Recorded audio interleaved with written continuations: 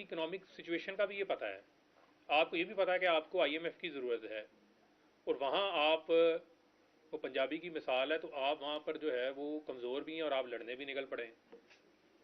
या तो आप इतने तगड़े हो ना कि आप कहें कि जनाब आपके पास कोई हज़ार अरब डॉलर के रिजर्व भी पड़े हैं और आपकी मैशियत भी बड़ी मजबूत है, आप लड़ भी लें। जब आप कमज़ोर हैं, जब आपने पल पल के ऊपर आपको आईएमएफ की जो है वो वेंटिलेटर्स की ज़रूरत है, उस वक्त फिर आपको वहाँ भी तदब्बर और हिकमत से चलना है, वहाँ भी आपको लीडरशिप शो करनी है, जज्बात नहीं शो करने। फिर मुझे ये बताएं, फिर लीडर में और एक आम शहरी में फ़र्क क्या है? लीडर तो वो होता है ना जो एक रास्ता दिखाता है, जो गाइडेंस देता है, जो लीडरशिप शो करता है, जो बाकियों से बेहतर सोचता है, बाकियों से बेहतर क़यादत कर सकता है।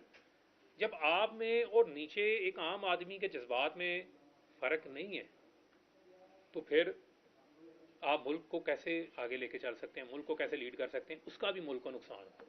फिर तोशाखाना, तोशाखाना में हमने बड़ी तनकीद की जनाब, जरदारी के ऊपर, नवाज शरीफ के ऊपर, बाकियों के ऊपर हम तनकीद करते रहे कि जी ये क्लासीफाइड इन्फॉर्मेशन, भाई मैं ट्वीटें करता रहा हूँ,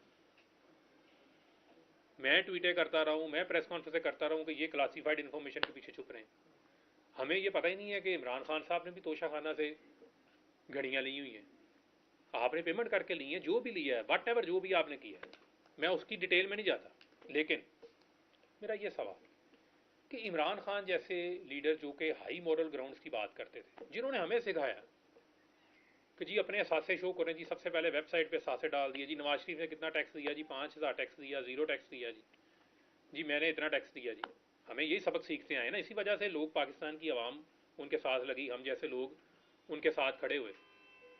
अब मुझे आप ये बताएं कि आप जैसा जो लीडर जो ये क्लेम करता है, हाई मॉरल ग्राउंड लेता है, वो तोशाखाना से घड़ियां भी ले रहा है और उसके बाद उसकी कैबिनेट के मेंबरान को ही नहीं पता, आए बाएं शाएं हमारे सामने हो रही होती थी। अच्छा जी आप ऐसा करें, स्पोक्स पर्सन की मीटिंग कॉल हो रही है पीएम ऑफिस में, तोशाखाना का डिस्कस हो रहा है, अपोजिशन तनकीद कर रही है, अच्छा जी आप जाके कहें जी ये कि क्लासीफाइड इन्फॉर्मेशन, अच्छा जी फिर जो भी लिया है वो पैसे दे के लिया है।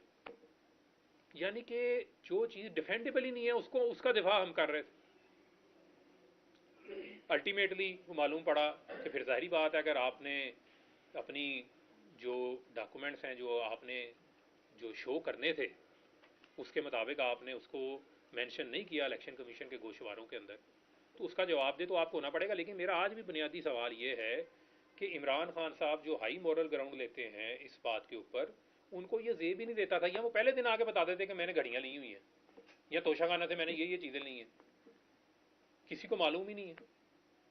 मैंने उस वक्त के कैबिनेट सेक्रेटरी से पूछा, वैसे ही बाय द वे मैंने उनसे पूछ लिया, मैंने कहा जी ये कोई ऐसा कोई मामला है, तो उन्होंने मुझे चुप करके खामोश हो गए। उन्होंने मुझे इस तरह का इंप्रेशन दिया कि बस कुछ चीज़ें हैं लेकिन वो बता नहीं सकते। उस वक्त मैं वजीर था, कि वो कुछ बता नहीं सकते क्योंकि उनके पास इंफॉर्मेशन होती। तो हमसे ये चीज़ें छुपाई जाती रही, हमें कहा जाता रहा जी ये क्लासीफाइड इन्फॉर्मेशन है, क्लासीफाइड इन्फॉर्मेशन। बाद में जब चीज़ें सामने, ये चीज़ें सामने आ गई। अच्छा जी फिर अब्दुल कादर ट्रस्ट वाला मामला आ गया, अच्छा जी आपने ट्रस्ट बना लिया, जी यार आपने शौकत खानम हॉस्पिटल भी तो बनाया, शौकत खानम हॉस्पिटल के ऊपर तो कोई सवाल नहीं उठाता, उसके लिए आपने फंड रेजिंग कर ली थी, सब कुछ कर लिया था। अगर आपने अल कादर यूनिवर्सिटी ट्रस्ट आपने बनाना था, तो आपने जो है वो, मुझे किसी शख्स से कोई इख्तलाफ नहीं है, लेकिन आपने बंद लिफाफे में ही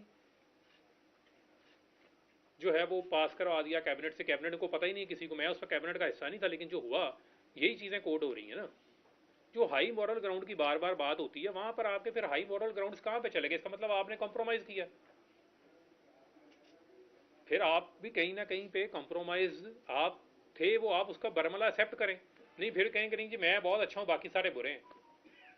तो इन चीज़ों के जवाब तो आपको देने हैं, ये ब्लैक होल्स तो आपके एंड के ऊपर मौजूद हैं, इनके जवाब भी नहीं आप दे रहे। एक तरफ आप वायलेंस की पॉलिटिक्स को प्रवान चढ़ा रहे हैं, दूसरी तरफ जो है वो आपका हाई मॉरल ग्राउंड भी आपके पास मौजूद नहीं है, तीसरी जानिब जो है वो आप मुल्क की सलामती के इदारों को जो है वो आप उनके साथ हेड ऑन, उनको टेक ऑन कर रहे हैं। यार को समझ आती है, को मुल्क का दुश्मन करे, को भारत करे या कोई और करे, तो पता लगता है यार ये हमारे दुश्मन है।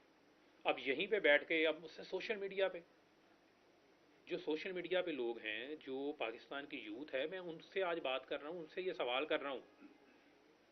आप यकीनन अब मेरी प्रेस कॉन्फ्रेंस के डिफरेंट पर्सपेक्टिव आप ले सकते हैं, लेकिन ये सवाल मैं आपके सोचने के लिए छोड़ के जा रहा हूँ कि आप इसको सोचें ठंडे दिमाग से, कुछ वक्त लें, हकाइक का जायज़ा लें कि कहाँ कहाँ पे जिन तजादात का मैंने जिक्र आपके साथ किया है, क्या वो तजादात मौजूद हैं या नहीं मौजूद।